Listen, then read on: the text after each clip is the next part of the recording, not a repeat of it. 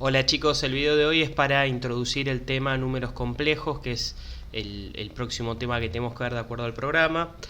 Tiene toda una primera parte que es más bien una introducción a lo que son los conjuntos numéricos, que no es algo que espero que después memoricen ni nada por el estilo, pero sí que lo vayan siguiendo a medida que lo explico, para que se entienda un poquito de dónde salen los números complejos. Bien, para empezar vamos a hablar de los conjuntos numéricos, los números que ustedes conocen. El primer conjunto que aprendieron seguramente fue cuando aprendieron a contar cosas cuando eran muy chiquititos, que son los números naturales, ¿sí? Básicamente los típicos números que permiten contar unidades, 1, 2, 3, 4, 5. Son todos números que son positivos, ¿sí? La idea de números negativos cuando uno es chiquito todavía no la tiene. Y son números que son enteros, no tienen decimales, no tienen coma, nada. Ese es el primer conjunto que uno aprende, se lo llama los números naturales, se lo suele simbolizar con ese símbolo que tiene ahí, que es una N. Bien, en algún momento se dieron cuenta de que los números naturales solitos no alcanzaban, ¿sí? Y surge la necesidad de tener números que permitan contar faltantes, ausencias, los números negativos. Entonces, probablemente el siguiente conjunto numérico que aprendieron es el de los números enteros, que incluyen enteros positivos y enteros negativos. Ese conjunto se lo suele simbolizar con la letra Z, ¿sí? Incluye a los naturales. Es decir, los números naturales, que son los primeros que uno aprende, también son enteros. De hecho, fíjense, el 1, el 2, el 3, 4, 5, 6, en este dibujito de acá abajo, figuran como enteros positivos y son justamente los números naturales. Es decir, el conjunto de los enteros incluye a los números naturales. ¿Sí? Ahí tienen un diagrama de conjunto, fíjense que está marcado en verde los números naturales, todos los naturales son también números enteros. Bien, después el siguiente paso es darse cuenta que los números enteros están bien para contar unidades, pero no sirven para cualquier cosa. Por ejemplo, ahí tienen un ejemplo donde yo tengo 8 bolitas, las quiero repartir en 3 personas, y si quiero hacer la cuenta para ver cuánto le tocaría a cada uno, la verdad es que el resultado no nos va a dar un número entero, ¿sí? 8 dividido 3 no da un número entero. Entonces surgió la necesidad de inventar nuevos números que tengan en cuenta estas posibilidades, que son los números racionales, ¿sí? Los números racionales son los números que se pueden escribir como fracciones.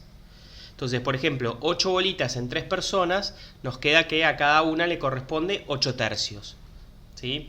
Todo número que se pueda escribir de esa manera, como una fracción, como una razón, son números racionales.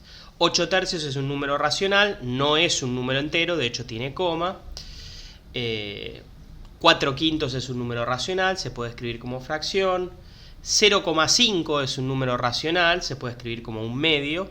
En definitiva, todo número que se pueda escribir de esa manera, como si fuera una fracción, entra en este conjunto. Está bueno notar que los números naturales y los enteros son también números racionales porque se pueden escribir como fracciones, ¿sí? Es decir, el conjunto de los números racionales, que se simboliza con una letra Q, incluye a los naturales y a los enteros, ¿sí? Por ejemplo, qué sé yo, el número 12 es natural, es entero y también es racional, porque lo puedo escribir como 24 medios o como 120 décimos, ¿sí? Y también otras combinaciones. Entonces, ojo, los números enteros, los números naturales, los números negativos, todos se pueden escribir como una fracción. Cuando uno llega a este punto, parecería que cualquier número en definitiva es racional, y no, hay algunos que no son racionales, ¿sí? Uno muy famoso que también aprendieron, ¿sí? A lo largo de su escolarización, es un número que no se puede escribir como una fracción, que existe, es un número que existe, pero que no se puede escribir como fracción, que es por ejemplo el número pi. Hay muchos otros ejemplos, pero pi es un ejemplo famoso de un número que no es racional. Pi no lo puedes escribir con una fracción, con ninguna. Tiene infinitos decimales, con lo cual hacer el truquito de agregar un 0 y poner dividido 10 no se puede hacer. Y ninguna división, ninguna fracción te permite obtener como resultado pi. Y es un número que existe, ¿sí? Esta animación está buena, les muestra qué viene a ser pi.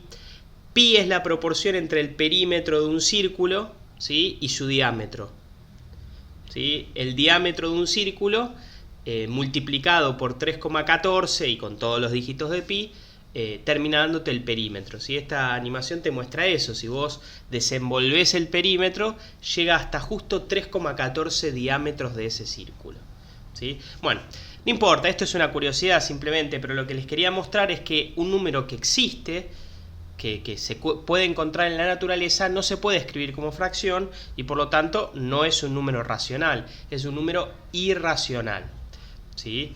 Esos son los números irracionales, los que no se pueden escribir como fracciones. Y hay muchos, no solamente pi, la raíz cuadrada de 2, la raíz cuadrada de 3, que surgen, por ejemplo, de tener triángulos, son números que existen y no se pueden escribir como fracción. Esos ustedes ya los vieron también. Así que ustedes medio que conocen hasta acá. Los irracionales, ojo, no incluyen a los racionales, sino que son justamente lo opuesto. Entonces, uno tiene los racionales por un lado, que se pueden escribir como fracciones, y los irracionales por el otro. Todo eso juntito es lo que ustedes conocen hasta ahora. Primero los naturales, luego los enteros, luego los racionales, y en algún momento le agregaron los irracionales. A todo eso juntito, lo de los racionales sumado a los irracionales es lo que se conoce con el nombre de números reales. La R, ¿sí? La famosa R que en alguna materia anterior seguramente ya han escrito. Bien, lo loco es que esto no es todo, ¿sí? Faltan números, ¿sí? Los números reales es un conjunto muy vasto de números, pero no es un conjunto completamente cerrado. Hay huecos que faltan cubrir, ¿sí? Muy relevante, por eso lo destaco acá, es las calculadoras que uno suele usar, como las Casio típicas, o las imitaciones de esas calculadoras, están programadas con números reales. La mayoría de las calculadoras solamente trabajan con números reales. Hay algunos modelos más sofisticados, calculadoras graficadoras, etcétera, que también permite trabajar con complejos, ¿sí? Pero en general, la mayoría de las calculadoras que tienen ustedes están programadas con números reales, ¿sí? Entonces, vamos a ver ahora que faltan algunos números útiles, muy útiles, no por ahí a simple vista, pero muy útiles, que no son reales, ¿sí? No alcanzan, ¿sí? No alcanzan para todo. De hecho, ustedes alguna vez se deben haber topado con algo que los reales no permitan resolver. Les voy a poner un ejemplo, una ecuación muy simple, x cuadrado igual a menos 9, y les propongo que la vamos a resolver. Esta ecuación, les hago el spoiler, no se puede resolver con números reales. Pero bueno, vamos a encontrar el problema. En principio parece muy simple, tengo que despejar, ¿sí? Para que me quede la x solita. La potencia cuadrada, cuando uno la despeja, pasa del otro lado como si fuera una raíz. Entonces, en principio, lo que voy a hacer es eso, pasar el exponente del otro lado. Me queda raíz de menos 9. Parecería simple, ¿sí? Pero esa raíz no se puede resolver con números reales. No hay ningún número que satisfaga, que pueda cumplir con lo que estamos calculando ahí, ¿sí? De hecho, fíjense que si tratamos con la calculadora, nos va a dar error, ¿sí? Pequeño videito que grabé. Fíjense, pongo raíz de menos 9, le doy igual y la calculadora me dice error, ¿sí? Es porque la calculadora esa en particular y casi todas las que tienen ustedes están programadas con números reales. No hay ningún número real que me pueda resolver esa raíz, ¿sí? De hecho, si ustedes en algún momento se toparon con esto en materias anteriores, les deben haber dicho el versito de no existen las raíces cuadradas de los números negativos. O también a veces se dice no existe un número que elevado al cuadrado te dé menos 9 en este caso. Bueno, eso no es completamente cierto. Es cierto que no existe un número real que cumpla con esa ecuación, pero justamente ahora vamos a inventar, entre comillas, números que sí satisfacen con lo que estamos calculando aquí. Entonces, si un número real no me puede cumplir con eso, vamos a inventar nuevos números, ¿sí? Previamente vamos a probar los dos candidatos que en principio podrían parecer obvios. Si ustedes prueban con 3, no funciona, porque si yo hago 3 al cuadrado, no me va a dar menos 9. De hecho, 3 al cuadrado significa hacer 3 por 3. Y si yo hago 3 por 3 da 9, pero positivo. Entonces me queda 9 positivo igual a menos 9. Obviamente eso está mal, así que el 3 no funciona para resolver la ecuación. La otra cosa que uno suele intentar es, bueno, a ver, si el 3 no me sirvió, voy a probar con menos 3. Bueno, con menos 3 tampoco. De hecho, si hago menos 3 al cuadrado, no me va a dar menos 9. No se me va a cumplir lo que estoy calculando ahí. Fíjense que menos 3 al cuadrado significa hacer menos 3 por menos 3. Y cuando yo hago un número negativo multiplicado por un número negativo, negativo por negativo me da positivo. Así que otra vez me queda 9 positivo. Y por supuesto, 9 positivo no es lo mismo que 9 negativo. Entonces, con menos 3 tampoco funciona. Como les dije, los números reales no pueden cumplir con esta ecuación. Entonces, ¿qué vamos a hacer? Bueno, vamos a inventar nuevos números. Primero un truquito, ¿sí? Este no sé si lo sabieron, en algún momento lo deben haber visto. Uno puede separar las raíces de un producto. Si yo tengo la raíz de A por B, puedo separar en raíz de A por raíz de B. Veámoslo con un ejemplo sencillito. Por ejemplo, tengo la raíz de 36. Yo la puedo resolver directamente con la calculadora. La raíz de 36 de hecho me da 6. Pero también puedo aplicar el truquito y van a ver que este truco que les estoy contando nos lleva al mismo resultado. ¿Por qué? Por ejemplo, yo puedo factorizar el 36. Se puede escribir como 4 por 9. Es exactamente lo mismo. 4 por 9 de hecho da 36. Entonces, en vez de hacer raíz de 36 directamente, factorizo y me queda raíz de 4 por 9. Aplico el truquito, ¿sí? Y me queda raíz de 4 multiplicado por raíz de 9. La raíz de 4 mentalmente la puedo hacer sin ningún problema, me da 2. La raíz de 9 mentalmente la puedo hacer sin ningún problema, me da 3. Así que me queda 2 por 3. Y efectivamente 2 por 3 da 6. ¿Sí? Entonces este es un simple ejemplo para que vean que ese truco que les estoy contando funciona. Da bien. ¿Sí? Bien, vamos a aplicarlo en nuestro problema original, ¿sí? Que era hacer la raíz de menos 9. El menos 9 se puede factorizar, ¿sí? Uno puede expresar menos 9 como menos 1 por 9 positivo. Menos 1 por 9 positivo efectivamente es lo mismo, ¿sí? Entonces se puede separar sin ningún problema. Menos 1 por 9. Y aplicando el truco que les acabo de enseñar, uno puede separar las raíces. Te queda, ¿sí? Si aplicas el truquito, raíz de menos 1 por raíz de 9. ¿Cuál es la ventaja de esto? La raíz de 9 positivo se puede resolver sin problema, ¿sí? La raíz de 9, de hecho, mentalmente le sale, da 3. Y me queda entonces el signo negativo, que es lo que me genera la dificultad, me queda solito con un 1. De todas maneras, ahí estoy bloqueado, porque la raíz de menos 1, otra vez, la raíz de un número negativo con números reales no se puede. Hago propiedad conmutativa simplemente para que me quede más lindo. ¿Sí? Fíjense, estaba raíz de menos 1 por 3, ahora lo puse al revés, 3 por raíz de menos 1. Pero de todas maneras sigo bloqueado, ¿sí?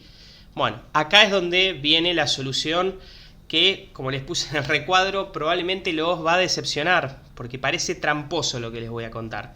Pero de verdad funciona y es útil, que es lo más importante. Como la raíz de menos 1, ningún número que yo conozca me lo resuelve, lo que voy a hacer, ¿sí? Es inventar un número nuevo, un número que no es real, que no existe en el conjunto de los reales, sino que es literalmente un número nuevo y que valga exactamente eso que yo no puedo resolver con los reales, que valga esa raíz de menos 1, ¿sí? Ese número nuevo, ¿sí? Se lo va a llamar número i por imaginario, ¿sí? No es un número real, insisto, no es real, justamente por eso se lo llama imaginario, y tiene como valor exactamente eso que me genera el problema, raíz de menos 1, ¿sí? Es el número i.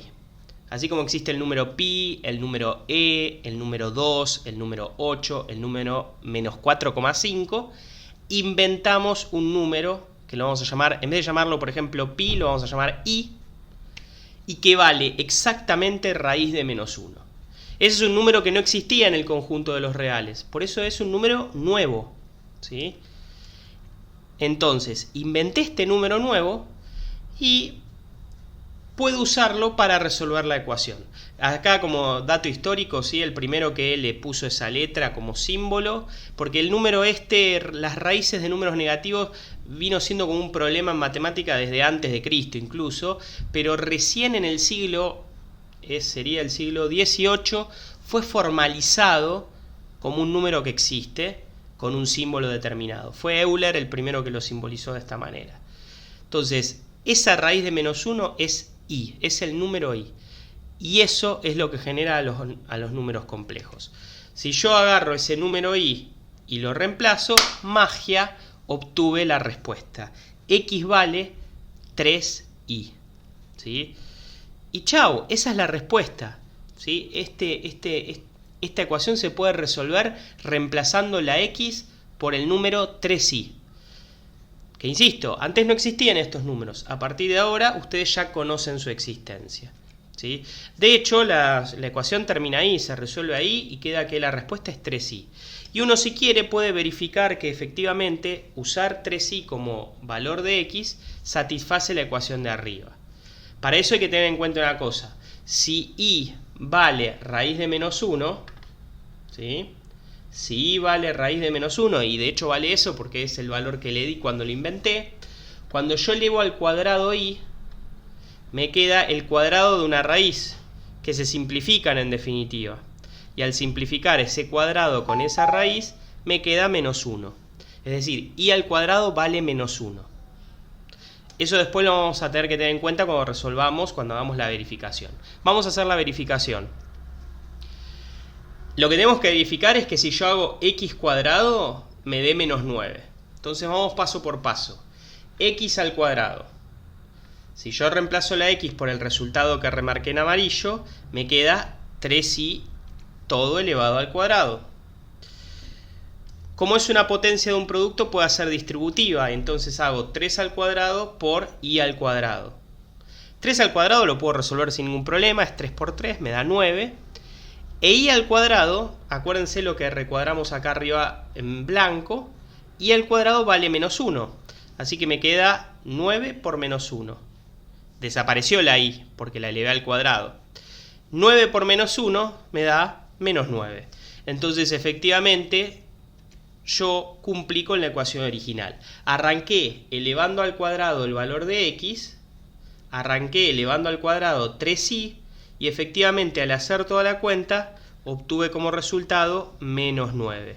Que era lo que yo quería, era la ecuación original. X al cuadrado me tenía que dar -9. Bueno, efectivamente 3i cumple con esta ecuación.